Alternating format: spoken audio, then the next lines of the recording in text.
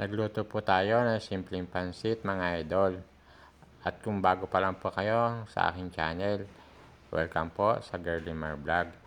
Ito po yung ginawa ko sa pagluluto. Inumpisahan ko mag-isa ng bawang, sibuyas.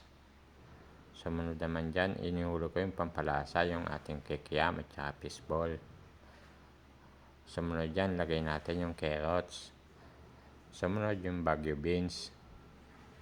At pagkatapos nyan, maghulog tayo yung ating mga pampalasa. Naglagay tayo ng Knorr cubes.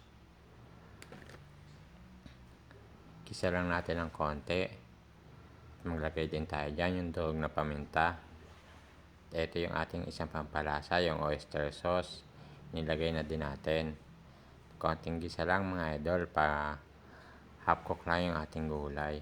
At ito na, nilagay natin yung ating repolyo. Maya-maya, inihulog ko na din yung ating binabad na bihon. Ayan mga idol, meron tayo isang masarap at simpleng pansit canton. Follow for more mga idol, Girly Mar Vlog. Salamat po.